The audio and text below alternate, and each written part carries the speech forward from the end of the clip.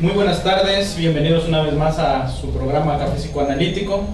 Hoy, viernes 15 de septiembre, transmitimos desde Guadalajara, Jalisco, México. Y que hoy tenemos un tema interesante, como todos los que tenemos, que es el psicoanálisis y los cuentos de hadas. Los saluda a nombre del doctor Gerardo, que se incorporará con nosotros ya la próxima semana, Daniel Ibarra. ¿Qué tal? Soy Alan Hernández, bienvenidos a que podamos analizar todos esos cuentos que alguna vez les fueron significativos. Quizás ahora los puedan ver de una manera un poco diferente. Hola, ¿qué tal? Soy Edgar, saludos y pues bueno, el tema se me hace demasiado interesante y pues hagan preguntas respecto a sus cuentos de hadas favoritos para irlos desmenuzando. Sí, así es, los invitamos a que si tienen comentarios o preguntas nos los hagan, que nos digan cuáles son sus cuentos de hadas favoritos también, y esperamos que nadie se desilusione de su cuento favorito también. Digo, podría llegar a pasar. Sí, bueno, se tienen que desilusionar de alguna manera, ¿no? Pero se tienen que desilusionar ya ahorita, ya de grande. Así es. Lo decía Welterheim. Es importante que, decía, todos esos cuentos infantiles que no fueron tan importantes, hubieran perdido el efecto si es que alguien nos lo hubiera explicado. Igual, nosotros no podemos explicarle, o es una de las situaciones que se da cuando se maneja el cuento de los niños, de no explicarle el significado completo del cuento, solamente lo escuchan, y al poder escuchar el cuento entonces llega a ese significado. Y entonces la importancia, ¿los niños deben o no deben escuchar cuentos? Pues la respuesta sería que sí. Hay que contar a los niños cuentos de tal manera que les permita movilizar su psiquismo, que les permita formular preguntas que después van a entender conforme vayan creciendo. Llama la atención estos niños que quieren el mismo cuento una y otra y otra y otra vez. Pues es porque hay algo que les llama la atención, o algo que aún no llegan a comprender totalmente, pero que a fin de cuentas les interesa. Al fin y al cabo, Welterheim lo comentaba, ¿no? El niño, y bueno, eso desde Freud, el niño es animista hasta prácticamente la pubertad. Entonces esa es la manera en la que el niño puede entender su realidad. Entonces justamente los cuentos y este tipo de fantasías son las que nos permiten, y es literal, la fantasía le habla al inconsciente. Entonces es la manera en la que se les puede enseñar. Pues bien, ya que estamos nombrando a Welterheim, ¿por qué lo nombramos? Pues porque él desarrolla, precisamente a él le interesa esto a partir de su trabajo con niños. Aunque si bien es mucho más conocido por el lado del trabajo con el autismo, le interesa esta parte y entonces le dedica tiempo y escribe un libro que precisamente es Psicoanálisis de los cuentos de hadas, en el que desarrolla estos postulados que nos estás diciendo, Alan. Y entonces, ¿para qué nos sirven los cuentos o por qué ayudan? Pues ayudan al niño a adaptarse desde el inicio de la infancia hasta ya la pubertad. Les ayuda a independizarse emocionalmente de los padres, que es un tema recurrente también dentro de los cuentos.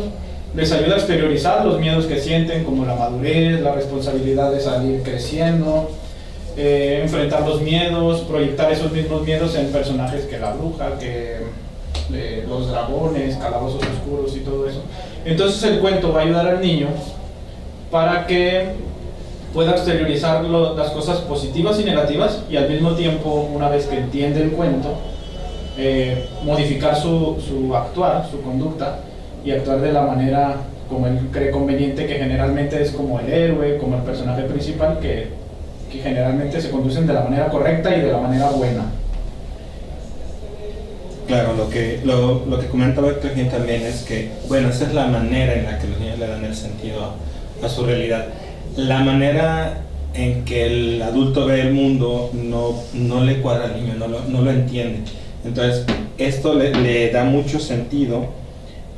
También tiene un efecto terapéutico. Ellos tienen desde ese actuar como son personajes o situaciones como muy posibles, o sea, el mismo niño se puede ubicar tranquilamente en esa situación, y como también hay diferencia, y lo menciona mucho Welterheim en el libro, con el mito, ¿no? Como el mito es un tipo de cuento que no es tan fantasioso, que es como muy real y es como muy directo, y esto también, a diferencia del cuento de hadas, sí permite que el niño se identifique mucho más en este tipo de situaciones fantasiosas.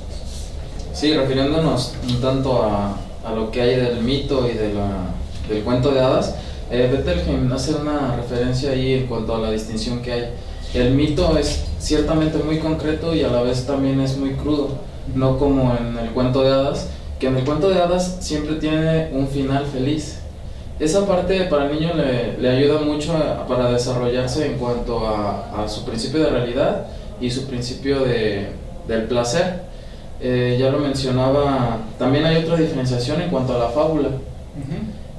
Y esas partes son muy interesantes de cómo el niño tiene que interpretarlas, pero como mencionaba Alan, no darles el significado. ¿Por qué no darles el significado? Porque ellos, todo este mensaje del cuento de hadas va a un nivel inconsciente, pero también de una manera consciente. Mas sin embargo, ellos deben de alcanzar a distinguir esa parte de lo real y lo imaginario. No pasa eso con un niño de 3 años. Obvio, con un niño de 5 ya debe de haber una relación un tanto más. Ahora sí que debe entender que es un cuento de hadas y que eso existe solamente en su imaginario. Y precisamente de esto que hablas sobre las fábulas, que también es Lava Beck, saludos y gracias por vernos, que pregunta que si vamos a hablar de las fábulas. Pues muy por encimita, porque precisamente es la diferencia, ¿no? con las fábulas que denota Bettelheim, que las fábulas actúan a partir del principio del super yo y de los rasgos positivos, y de cierta manera te forzan a actuar de buena manera por miedo a las repercusiones, contrario al cuento de hadas, que lo que hace es que el personaje principal puede decidir, toma las decisiones, a veces toma decisiones buenas, decisiones malas, pero las integra a fin de cuentas, no lo hace por miedo al castigo, sino porque es la manera en que se va a conducir, y de esta manera es que se integra el yo, que es lo que busca también el cuento de hadas, a diferencia de la fábula, que simplemente podría llegar a ser nada más obedecer para no estar castigado. Claro. Lo que menciono también es, bueno, la fábula es moralista, entonces desde ahí es diferente, y no, el niño no encuentra, porque lo que se le tiene que dar al niño es la posibilidad de que encuentre una solución, incluso una que él mismo pueda pensar. Digo, cuando no vemos, por ejemplo, a los niños que se pueden identificar con algún personaje de un cuento, y desde si va peleando, desde si va corriendo, desde si es el lobo, o sea, todo eso le permite esa libertad al niño. En cambio, la fábula pues va a decirle que va a imponerle una situación, y mencionaba Bettelheim la de la hormiga y la cigarra, ¿no? Que de pronto yo recordaba mucho ese cuento, me acordaba mucho de él cuando me estaban mencionando. Y sí, me acordaba que pues, la hormiga trabajando todo el tiempo y la cigarra disfrutando todo el tiempo. Entonces, principio de placer, principio de realidad, pero en extremo, digo, porque pues, las hormigas, que yo me acuerdo, nunca dejan de trabajar. De hecho, esa es su vida, de trabajar. Y la cigarra, pues no quería hacer nada hasta que se estaba muriendo de hambre.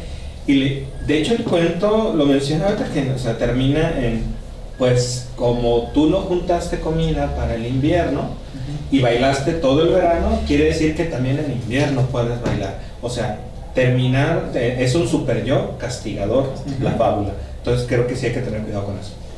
Sí, refiriéndonos también a eso que mencionabas de la fábula, el super yo tiránico a todo lo que da, ¿no? En esa expresión, en esa fábula. También lo interesante y lo bueno que tienen los cuentos es esa dualidad que hay en cuanto a las pulsiones, tanto de vida como de muerte. Hay gente, digo, hay niños que son demasiado agresivos y no siempre tienen que ser o muy agresivos o muy completamente buenos. Esa parte del cuento la podemos ver en cuanto al el dragón y el príncipe, ¿no? Es lo bueno que debe de haber y lo malo que debe haber. No siempre se debe ser totalmente moralista, como lo mencionaba la fábula. Y que estos personajes deben de, bueno, como características del cuento de hadas, tienen que ser así, tienen que ser simples, no tienen que entrar en problemas existenciales, ni si son buenos ni son malos, porque el niño, recordemos que, bueno, el niño, si nos vamos un poquito con Melanie Klein, todavía llega a percibir así las cosas, con el pecho bueno, pecho malo y las cosas separadas, y entonces es por eso que también se le deben de presentar así los personajes al niño. Los personajes malos, las brujas, los reyes malos, el dragón, que va a representar esa parte mala a la que el niño o le teme, o esa parte que él tiene dentro de sí y que también considera mala, y hay que vencerla con, ¿cómo? con el príncipe que siempre es bueno, con el príncipe que siempre actúa bien, salvando a la princesa y demás. ¿Por qué funcionan los cuentos de hadas y por qué están presentes con todos los niños? Pues porque son universales. Tocan temas que a todos los niños les llaman la atención, que todos los niños a lo largo de su desarrollo van a tener los mismos miedos. El miedo a crecer puede ser uno de ellos. En cualquier cultura, esto se presenta en todos ellos. Son terapéuticos, como ya mencionaba, porque le da la posibilidad al niño de decidir cómo actuaría el personaje, y también entra ahí la importancia de que participe el niño en el mismo cuento. Hay cuentos que, si bien sabemos, son ya pues establecidos y punto y final, pero también la participación de pronto de los padres al contar un cuento. Es importante que el niño pueda participar. Recuerdo la película esta de Cuentos que no son cuentos, que precisamente así se desarrollaba, ¿no? El tío les está contando la historia, pero los niños son los que llevan el cuento a fin de cuentas, y esto les ayuda a aterrizar sus propias decisiones. No es algo que viene de fuera, sino que ellos participan y construyen también esta manera de ver el mundo. Sí, y como muchos recomiendan, bueno, primero, hay varios estudios que se han visto al examinar los cuentos ya después de Bettelheim, que recordamos que murió en el 90, Bettelheim bastante cuestionado, un alemán que estuvo un vienés que estuvo en campos de concentración previo a la Segunda Guerra Mundial, porque ya había campos de concentración, todavía no eran campos de exterminio, y logra salir de ahí y después se establece en Estados Unidos. Y muy criticado porque él decía: necesitamos encontrar el sentido a los niños deben de tener un sentido, y cómo hacerle, como al final, bueno, a los 89 años decide suicidarse, y bueno, es súper criticado en todo esto el autor. Y él mencionaba y hacía énfasis en cómo la manera en la que se debe de contar el cuento debe ser como muy emotiva, y debe también, dice, es muy interesante como si el adulto pone una expresión de sorpresa, el niño la hace; si cuenta algo gracioso el cuento, el niño participa, y todo esto en su lenguaje y en su manera de darle sentido hace que el niño realmente se identifique. Dice, si cuenta un cuento muy plano, el niño no va a poder identificarse con ese cuento. Entonces esto también ayuda a que el niño se involucre en el cuento, y como, no por decir, yo que estoy más grande que aquí todos ustedes, curiosamente en las investigaciones los niños prefieren los cuentos clásicos que los cuentos nuevos. Y puede haber cuentos, y lo puedo entender bien, cuando vi Maléfica, fue romper toda la parte que es lo bueno, lo malo, el malo se vuelve bueno, el bueno se vuelve malo. O sea, esta falta de definición que es tan importante y que le pone toda un rasgo perverso en nuestra cultura, totalmente reflejada en el cine. Por eso Maléfica, muchos le aplaudieron a esta Angelina Jolie, actuó excelentemente, ahí se le veía la anorexia, todo lo que daba, pero realmente destruyó toda la parte de diferenciar lo bueno y lo malo, ¿no? O sea, el ello, como una personalidad integrada, quedó deshecha por esa película. Sí, esa película la verdad que a mí no me gustó para nada, porque pues sí, como se dice vulgarmente, mató mi infancia, porque yo tenía otra idea totalmente de Maléfica. Maléfica pues totalmente maléfica, cual el nombre es, y acá no, acá parecía ella la princesa. Y sí, esa parte de la identificación y de nuestra cultura da mucho que desear, como mencionabas, ¿no? Ya en esta dualidad de ser muy bueno, muy malo, ya no, o sea, ya de repente eres súper bueno y luego de repente eres súper malo. Esa parte se murió. Ahora, los niños ya no ven cuentos de hadas, ya no leen sus padres. Esa parte que mencionabas de el narrador influye en mucho. Tiene mucho que ver, porque al niño hay que envolverlo dentro de esa fantasía. Si tú nada más empiezas a narrar, no, pues Caperucita Roja, el lobo. Si eres muy rígido también con los temas, con los cuentos, el niño no le va a llamar nada la atención. De este modo yo lo pondría en cuanto, por así decirlo, se me viene a la mente Caperucita Roja, el lobo. Si lo ponemos en personajes reales, el lobo vendría a ser, bueno, el papá malo, ¿no? Caperucita la hija, la mamá, la buena, y la abuelita la mamá buena. Si tú se lo platicas así a un niño, el niño a los 2-3 minutos te va a dejar de hacer caso. Porque no hay ese convencimiento, esa fantasía, esa identificación de decir, un lobo, ¿cómo un lobo puede hablar? ¿Cómo un leñador? ¿Cómo todo ese tipo de matices el niño lo va captando, lo va asimilando en su manera inconsciente, y eso es lo que a él le llama la atención. Ahora, el cuento debe ser repetitivo. No puedes contarle primero Caperucita y al día siguiente le cuentas, no sé, Blancanieves, porque el niño a través de eso él lo va identificando, lo va entendiendo, y ese es el placer. Ese es el placer de escucharlo una vez. Y tú incluso, digo, ahora sí que si vas a hacer el cuento, incluso le puedes añadir más cosas, y eso lo va a hacer de una manera más hallarle más sabor y más identificaciones. Y con esto que dices de que los cuentos tienen que ser repetitivos y que tienen que llevar un seguimiento, es porque tienen dos niveles o funcionan de dos maneras los cuentos. La primera es que pueden ser captados por el niño de manera completamente inconsciente, que les llama la atención un algo que no saben qué es lo que les llama la atención, y lo vuelven a ver y lo vuelven a ver, hasta captar la segunda manera, que ya es o preconsciente o consciente, donde el niño ya puede verbalizar que entendió.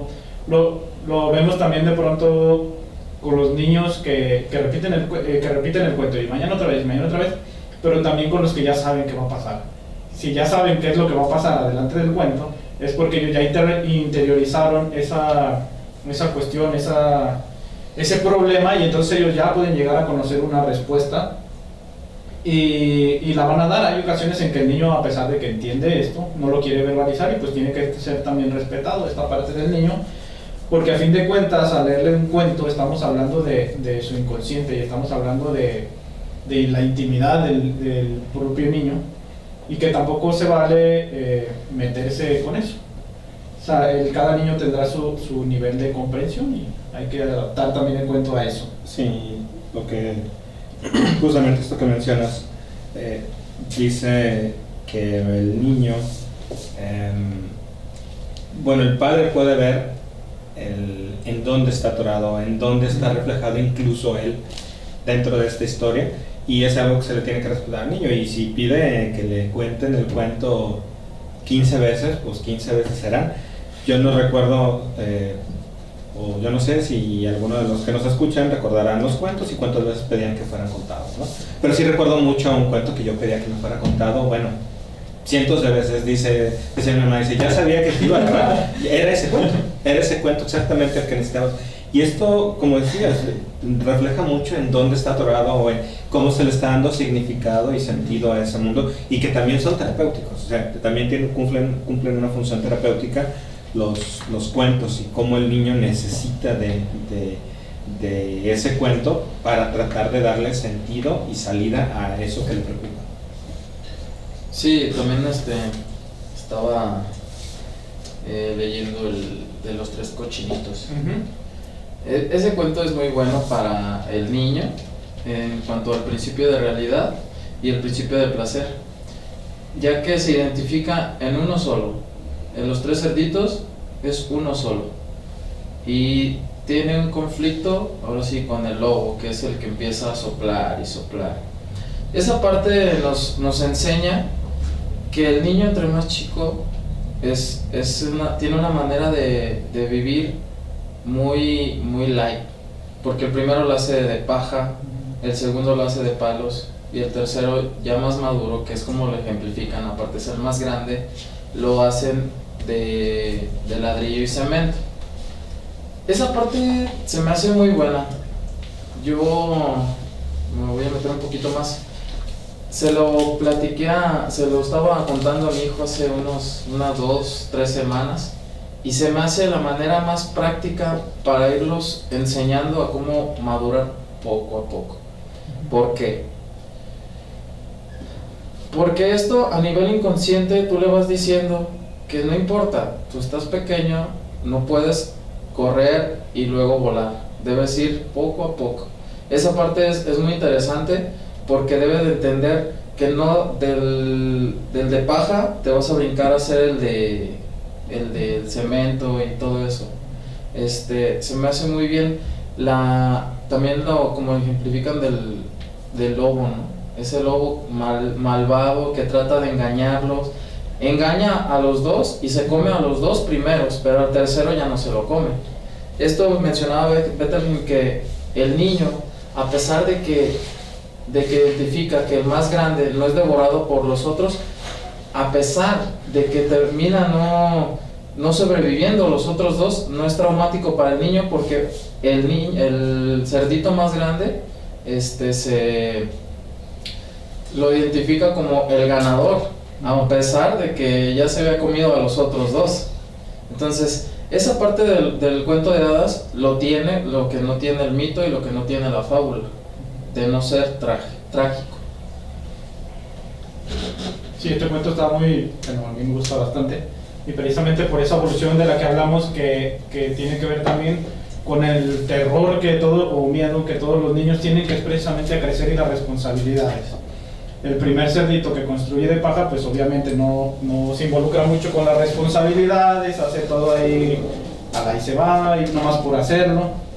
El segundo ya, un niño un poquito mayor de edad, un poco más maduro, que se involucra más en su trabajo y se esfuerza más. Y el último, pues el que se desarrolla, el que logra triunfar. Entonces, en este cuento, que viene siendo el lobo feroz, pues a fin de cuentas es el principio de realidad que llega para devorarlos. El mundo, ahora sí que el mundo cruel en el que vivimos, en el que tienes que esforzarte o si no te va a comer, igual que como pasa con los cochinitos. Tenemos algunos comentarios.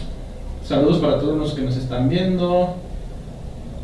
Acá Carolina Albornoz nos habla de Rapunzel. Ahorita vamos a hablar de Rapunzel. Saludos para Ma Guadalupe, para Elvia Ramos. Y Slavek dice que si hablaremos de Pinocho. Podemos hablar de Pinocho. Nos preguntan si los cuentos de hadas tienen algunas de estas fábulas tienen similitud con la vida de las princesas reales.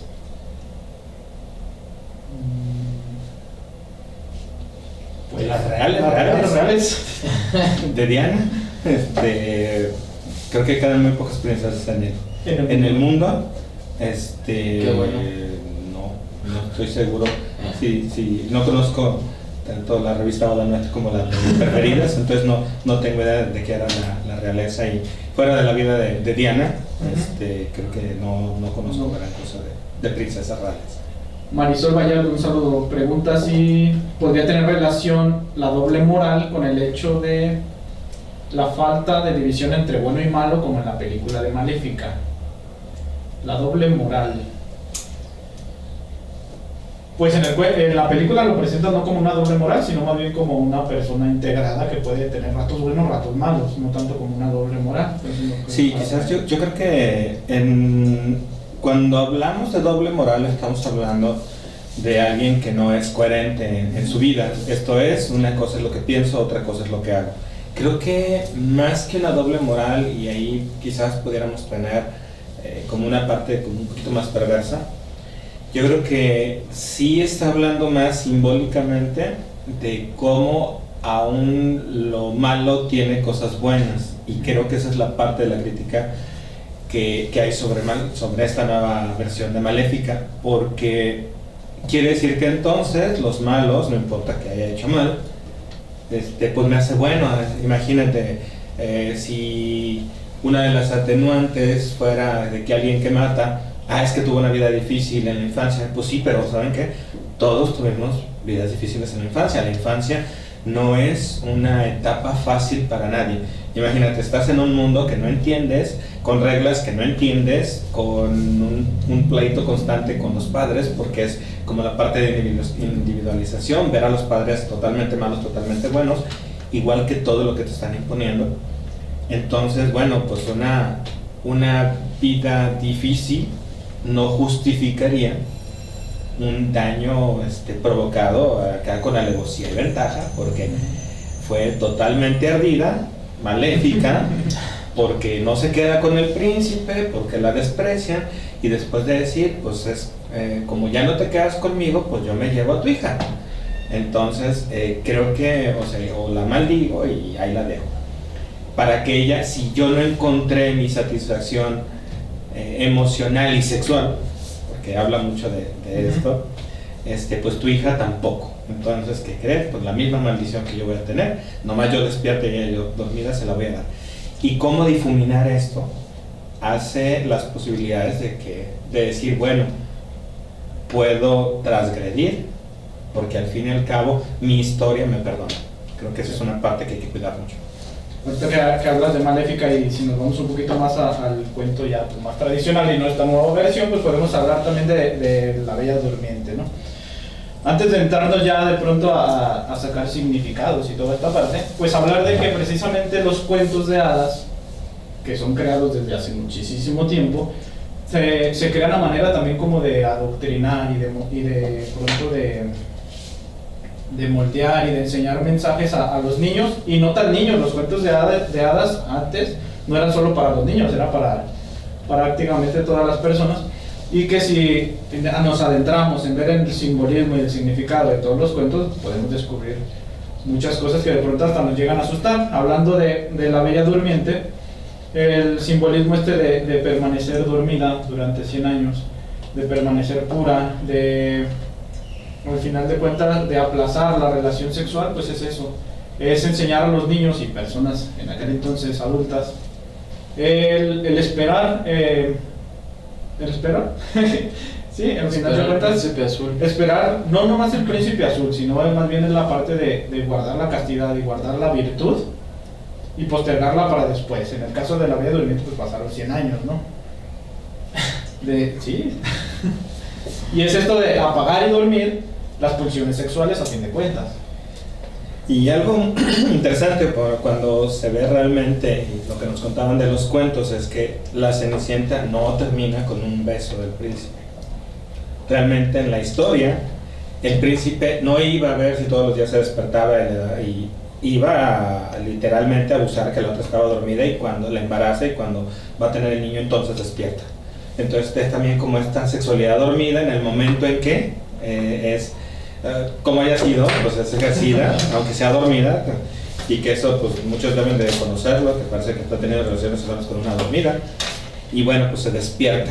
Entonces, yo creo que eran como los libros de texto también, ¿no? En esta tradición oral de la educación y del conocimiento, también los cuentos han tenido esta doble función, el preservar, el decir, bueno, esta es la manera en la que se puede conducir uno.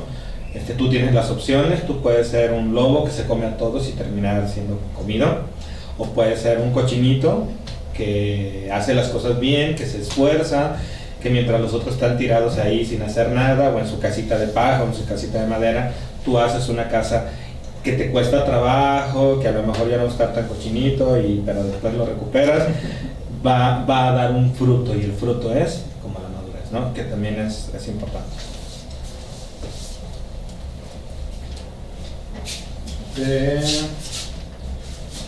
Hablamos de Bruno Bettelheim, sí, hablamos de Bruno Bettelheim. La Bella Durmiente, pues es lo que estamos hablando ahorita. Nos habían preguntado de Rapunzel, ¿verdad? Y Pinocho. Rapunzel y Pinocho. ¿Qué poder decir de Rapunzel? Un secuestro. Estaba siendo secuestrada. También, bueno, ahí trata más bien también de la madre mala, ¿no? Hay una envidia por la hija. Podría ser una madre fálica en este caso. ¿Está en una torre? Está en una torre, o sea, es el símbolo fálico, una torre. Y pues de ahí, digo, la verdad no recuerdo mucho así a ciencia cierta el cuento, pero bueno, está encerrada, ¿no? Desde ahí el encierro, digo, secuestro, ella muy guapa con su pelo largo, llega un joven valiente y sube a través de su cabello, ¿no? Sube a la torre.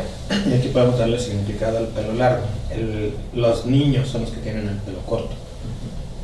La niña, o sea, está hablando del crecimiento, ya se deja el pelo largo, y como ese pelo largo termina trayendo un hombre.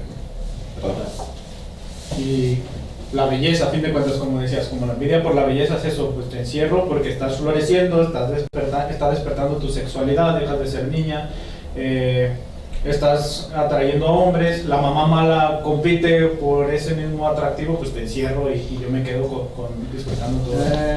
Ahorita continuamos, nos vamos a un corte, a una pausa musical y regresamos. Continúan con sus comentarios y ahorita pues continuamos. Les recuerdo que estamos hablando de psicoanálisis y cuentos de hadas en Café Psicoanalítico desde Guadalajara, Jalisco, México. Continuamos para el mundo entero y más allá, donde nos escuchen a través del internet. Catito nos pregunta, ¿cómo vemos la evolución de las historias donde las primeras princesas eran rescatadas por un príncipe y ahora son las protagonistas de su propio cuento, donde ellas salvan la historia?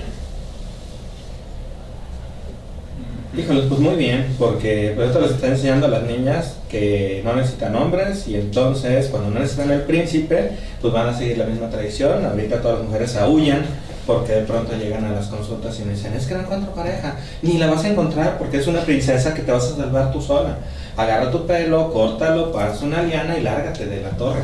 ¿Qué están haciendo? Que si bien hay toda una tendencia a la equidad, yo estoy a favor de la equidad de género, es curioso que tengamos un movimiento sano que diga feminista, pero ¿han oído algún movimiento del hombre?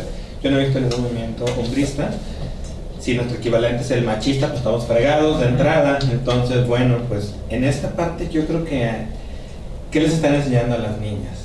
Que ellas pueden construir su cuento solitas y cuando crecen se dan cuenta de que si pensaban en una familia, pues si bien pueden tener un niño y mantenerlo, casi en el 99.9% de las mujeres que llegan a quejarse es de que no se quedaron con el hombre, que no sirve para nada, que no la mantuvo, que no. Pero son niñas, que son mujeres, que son princesas, que no necesitan a nadie. Y no estamos hablando de rescatar solamente, porque el rescate, bueno, pues es parte del cuento. Yo creo que esto está incitando a que, si bien en toda esta parte de igualdad, alguien diga, soy desigual porque yo no te necesito a ti. Entonces no hay una equidad. Aquí hay un revanchismo por dos lados, es muy debatible, a lo mejor alguna vez tendremos algún programa sobre el feminismo, pero a las niñas les están enseñando que no necesitan a nadie. El detalle es, siendo pequeñas lo van a llevar a adultas. Y ubico mucho a esas mujeres que llegan y dicen, es que yo no necesito ningún hombre. Perfecto, cómprate un espejo de cuerpo entero y quédate viendo, porque esa va a ser tu única pareja. Si no necesitas hombres, pues no los necesitas. Es que nomás me sirven para tener hijos. Bueno, pues no, nomás no. Pues no eres flor que tengas pistilo y todo para fecundarte tú sola. Nomás sigue siendo una parte importante. Creo que contribuye mucho a esta parte y pareciera un mundo adulto perverso en algunas ocasiones o en algunas personas, en donde la separación y la pérdida de control de la parte emocional pues nos hace muy manipulables, ¿no? Igual que ya lo comentábamos con el celular, perdemos control y somos muy manipulables. Sí, a mí se me hace muy interesante la postura que tomas, Alan, porque desde ese punto no lo había visto yo, la verdad. Fíjate que leyendo la pregunta yo me fui más del lado, también se me hace de una parte social. ¿Social en qué aspecto? Los héroes anteriormente todos eran masculinos, ahora ya son femeninos, pero en cuanto a la identificación que tienen con los personajes, mencionaba Bettelheim que no, un niño pequeño de 3 a 5 años, otra vez volviendo a la referencia esta de los 3 a los 5 años, todavía no alcanza a identificarse con la figura si es hombre o es mujer. Un niño ya más grande alcanza a entender la identificación, ya sea con la princesa o con el príncipe, que es el que mata al dragón. Esa parte a mí se me hace muy interesante porque no necesariamente tiene que haber el género para ser un héroe. El héroe puede ser masculino o femenino. No necesariamente por eso quiere decir que aquella va a tomarlo como el no necesitar al otro, a la figura por así decirlo, masculina en cuanto a las mujeres. Y sí se me hace muy interesante porque no lo había visto de este modo, y sí es un tanto a donde va la sociedad, ¿no? Esta parte del feminismo y del machismo se alcanza a ver cuando dicen las feministas, pero cuando le dices machistas, ya lleva ahí una agresión. El machismo lleva una agresión, y cosa que no se ve en el feminista. Feminista se ve como algo correcto, como algo que le da lugar a, cosa que no se ve en el machismo. El machismo transgrede, ¿no? Trata de agredir, trata de hacer menos. Y esa parte se me hace muy, muy interesante, porque la sociedad no alcanza, no digo que todos, pero no alcanzamos a entender muchas veces esa parte del feminista. Pues a mí me parece bien que estén cambiando también de pronto este tipo de cuentos, precisamente por lo que dices, donde muchas veces la identificación ni siquiera va por el rol de género, sino más bien por las actitudes que toman. Y no se trata de que, ay, como a mi niño le gusta Elsa, se me va a hacer gay o homosexual o algo así. No, al contrario, o sea, puede adaptar o puede interiorizar los valores. A lo mejor estoy agarrando el ejemplo de Elsa, de ser valiente, de la magia, de resolver los problemas, etcétera, etcétera, y no necesariamente el rol de género. Entonces por eso no creo que haya mucho problema, porque a fin de cuentas Frozen. Sí, de Frozen, Elsa de Frozen. Porque a final de cuentas el niño se va a identificar con las acciones, no tanto en sí con los personajes. Si hablamos de pronto de príncipes, muchas veces hay que darnos cuenta que en realidad el príncipe ni siquiera habla de la pareja. Si estamos hablando con los niños, en realidad el príncipe estamos hablando del papá, que cumple la función del cuidado, de la protección, y por ese lado pues, tampoco hay como mucho problema a la hora de escoger un rol de género, porque a fin de cuentas pues el niño, el papá tiene, o la figura de papá llegará de alguna o de otra manera. Lo vemos en muchos cuentos, pero en Caperucita, el leñador a fin de cuentas es el papá que va y mata al lobo, salva a la abuelita, salva a Caperucita, lo saca de la tripa del lobo. Es papá quien está ahí a final de cuentas. Y también que tiene que cambiar no solo esta perspectiva de género. También hablábamos, antes de entrar al programa, hablamos sobre las películas de terror. Y lo que causa terror hace 20 años ya no causa terror ahora a los niños de hoy. Causa risa. Causa risa. Entonces también por ese lado los cuentos tienen que irse adaptando para hablar sí del mismo temor, pero a lo mejor representado a través de otro simbolismo. Definitivo. Y interesante Frozen porque como hablábamos del cuento como un instrumento de un pase de información, un pase de conocimiento, la posibilidad de una resolución en especial, y cómo esta parte de hacer una sociedad niño, porque al final eso es lo que nos están haciendo. Ahí tenemos a los ninis, con todo el respeto que me merecen, pues ni trabajan, ni quieren, ni van a encontrar nada. Es como no hacer nada, y cómo les cambian la historia. En Frozen, ojalá terminara así de bonito como termina. La realidad es que la parte del cuento donde da esta posibilidad, este entendimiento, esta parte donde nos tenemos que enfrentar a cosas difíciles, pero vamos a salir, la quitan. Porque Elsa no termina bien. O sea, ese cuento no termina tan bonito como lo ponen. Y me voy a remontar a una película que cuenta la historia de esta, no sé, era la nana voladora. Habla de una nana que llega a salvar a unos niños, donde la misma autora no quería soltar los derechos a Walt Disney, porque quería cambiar el final. Y estábamos hablando de que esa historia representaba su vida. Esa historia era la vida, lo que había ella sentido y fantaseado de pequeña, y decía, es que no te lo puedo dar porque le cambias el final a todo, y esa es mi historia.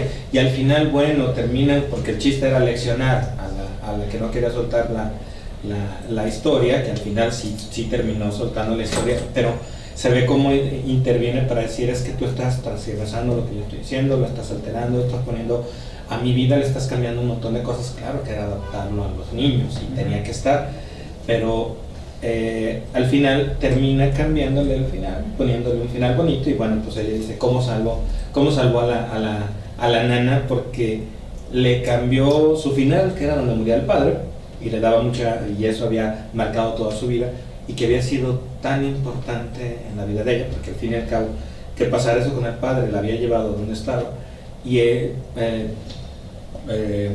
logra cambiar ese final, y entonces darle un final esperanzador, como si lo psicótico, la alucinación fuera mejor que la misma realidad que le había llevado a ese lugar. Como también hay que tener cuidado también de cómo se ven los cuentos, cómo nos los presentan, y cómo esa transmisión de conocimiento puede estar tan cuestionada si no es la historia como se supone que tendría que ser. Claro, ahorita, pues como ahorita ya nadie soporta nada, nadie puede, bueno, decíamos que las películas de terror tienen que ser terroríficas para que den susto, pero no le puedo mostrar a un niño que un venado se muere, porque entonces, pues, ¿cómo? Derechos humanos, y se te echa todo el mundo encima, como si de veras los vas a traumar. No, pues más traumados que la vida misma, que encontrar descabezados. No puede ser, esa fábula se quedó cortita, pero como también caemos en extremos, ¿no? Esa es la finalidad del cuento, el poder masticar un poco la realidad para podérsela presentar al niño y que la logre integrar y entender a su nivel de entendimiento, a fin de cuentas, pero que le procure quitar esa angustia que siente de enfrentarse a la mera realidad. Sí, esa parte de fantasear y lo mágico debe de estar, porque no todo en la vida es real, refiriéndonos a, pues ponle a un niño las noticias, ¿no? Como decías, decapitados y todo esto. Claro, esa parte de lo real debe de estar en el niño, pero también la otra parte de la fantasía. Si un niño de pequeño no alcanza a fantasear, ¿qué es lo que sucede con este niño? Se convierte en una persona un tanto irreal, se podría decir. Irreal en cuanto a qué, a que si en la edad que tuvo él para fantasear, para imaginar, no lo hizo, lo va a querer hacer ya cuando esté en una edad un tanto adulta, o también en una edad, podría decirse, ¿qué te gusta? De 17 años a los 20 y tantos, que es donde debería de entender ya más las cosas, ahora sí, en la vida real, de ponerse las pilas, de estudiar, de trabajar, toda esa parte de la madurez, ahora la va a querer agarrar, y pues eso no lo va a llevar ahora sí a librarla en el mundo real. Pinocho, que acá nos comentaban que qué onda con Pinocho, pues también tiene que ver con el desarrollo del niño, ¿no? El niño enfrentarse a esa realidad, que en un principio un niño que bueno, está medio, como todos los cuentos, ¿no? Muy alucina esta parte en la que una marioneta se transforma en un niño, pero al fin de cuentas es eso, o sea, es el desarrollo de un niño pequeño, sin normas, sin reglas, y cómo va aprendiendo. Esta parte de desintegrar a Pepito Grillo y externalizarlo, sacarlo fuera de Pinocho, que es la conciencia, pero pues acá también podría ser el super-yo, ¿no? El super-yo primitivo, muy pequeñito, pero que le va a ayudar a la adaptación al mundo real. Recuerdo que de las escenas traumáticas, esto de cuando los niños se empiezan a transformar en burros, al final de cuentas, pues no necesita mucha explicación, ¿no? Es tal cual y presentarle eso al niño. Si no obedeces, si eres malo, si eres respondón, si no te apegas ahora sí que a las normas establecidas, te transformas en eso, en un animalito. Sí, si recordamos al inicio es puro principio de placer, en donde, bueno, que le incitan a divertirse, a estar ahí, y de pronto decir, bueno, pues si no estudias, pues te vas a hacer burro al fin y al cabo. Y también como la renuncia a todo este principio de placer, al que le incitan, va a ser un lobo, un gato, que lo llevan ahí. Y también el hecho de las mentiras, ¿no? Como no puede ser un niño realmente, ¿no? O sea, y también habla como la marioneta, parece que está hablando de los padres, cómo mueven a los hijos, cómo les dicen a los hijos, y cómo este niño en el momento en que empieza a crecer, y empieza a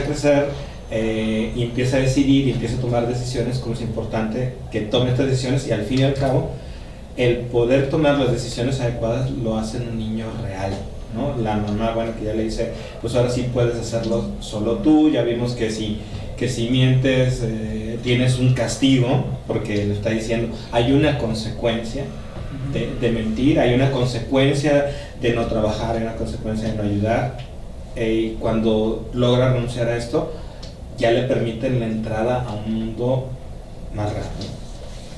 Sí, de hecho al principio lo menciona, tú vas a ser de esta helada, y le dice, tú vas a ser la conciencia, Pepe Grillo, de Pinocho, y te lo voy a encargar. Entonces... Y es importante que siempre la conciencia lo vea, porque esto es justamente lo que hace que muchas personas tengan buen comportamiento, ¿no? El hecho de saberse eso, junto con otras fantasías de que él ve todo lo que estás haciendo, y disfruta lo que se chutan, si es que está viendo todo y está en todos lados, pero también el Pepe Grillo lo estaba viendo todo el tiempo, ¿no? Sí, si tú quitas a Pepe Grillo, ¿qué hay ahí? O sea, tú extírpalo, o sea, que no exista Pepe Grillo y es puro placer. O sea, hubiera acabado muy mal esa historia. Sin conciencia, se hubiera echado a perder ese... Pues hubiera quedado un burro, como todos los niños que se quedaron ahí, Sí, como burros relegados. Sí, así Que a es. fin de cuentas es también parte del mensaje, o sea, hay que actuar bien para no ser relegado, no convertirte en ese burro y que alcanzar ciertos beneficios que te da, a fin de cuentas, ser buen niño, como ser un niño real, ser un niño tratado igual por todos, un niño querido, deseado, amado, que eso es importante, que era deseado Pinocho por Geppetto, a diferencia de que pues, haya sido cualquier otra marioneta. Es también el deseo del padre, el ver el crecimiento del niño y el desear el bien por el niño, a final de cuentas. Dicen que si hablamos de Once Upon a Time, Once Upon a Time. yo creo que es una serie y es completamente otro programa. Digo, sería interesante, pero ya lo presentaremos más adelante, yo creo. Creo que cuentos ya, bueno, de los que nos sugirieron aquí, ya estuvo, ya hablamos de ellos. Cuentos que también traigo. A mí se me hizo interesante la parte Pi. Es una historia extraordinaria. No sé si la llegaron a ver. La película. La película. Ajá. Esa película se me hace muy, muy, muy buena. Y se me hace que cumple con todos los aspectos del cuento. A pesar, digo y a pesar, porque el final es muy, muy triste.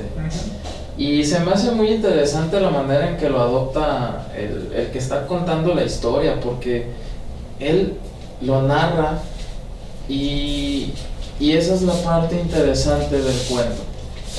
No ponerle mamá,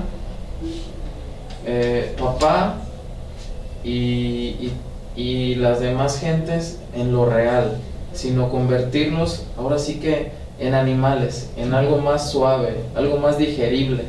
Porque si tú pones a la madre como la orangutan, ¿no? La madre. Esa parte, y también el tigre, que al final de cuentas terminó siendo su aliado, a pesar de que también se comió a la mamá y todo eso. Así deben de ser los cuentos. No pueden ser... Yo hice un ejercicio y a todos estos cuentos de Cenicienta, de la Bella Durmiente, de los más conocidos, los puse como si fuera... ahora sí, reales, y le quitas totalmente el chiste a una persona adulta, refiriéndome a mí, pues. Esa parte debe ser muy buena y es lo que llama la atención, los personajes, y desde ahí parte la identificación. Y que el éxito de los cuentos también tiene que ver en la elección de personajes, el desarrollo del personaje, las características del personaje, y que permiten integrar el yo, a diferencia de la fábula y eso. El cuento va enfocado al yo, sobre otra cosa, más que a detener nada más el ello por castigo, más que a comportarse por el superyo por el premio, sino a llevar una vida integrada. Yo creo que parte de la recomendación sería que se le cuenten los cuentos clásicos a los niños. La recomendación que nos habían hecho, hay cuentos que son que logran deprimir, entonces hay que tener mucho cuidado con esos cuentos, como son los de Hans Schüler Christian, Ujú. que tienen esa capacidad de oprimir a los niños. Muchos de los que hemos estado hablando son de los hermanos Grimm, entonces nada más tener ese cuidado de las fábulas, cuidado con también esa parte moralista, porque entonces podemos encontrar y darle como más rienda suelta a las posibilidades de los niños en cuentos clásicos que no tengan esa connotación de solamente un moralismo por un moralismo, ¿no? Nos despedimos de todos ustedes el día de hoy. Les recuerdo que tenemos todavía 2 libros de regalo. Nos pueden dejar aquí escrito que los quieren y después nos contactan por inbox para ponernos de acuerdo en que los recojan. Les agradecemos su atención y haber estado con nosotros. Los esperamos la próxima semana también con un nuevo tema. Yo me despido de ustedes. Nos vemos. Hasta luego. Y Cuenten cuentos. Si ¿Cuántos? tienen niños pequeños, cuenten cuentos. ¿cuántos cuentos cuentan? Muchas gracias. Hasta la próxima semana.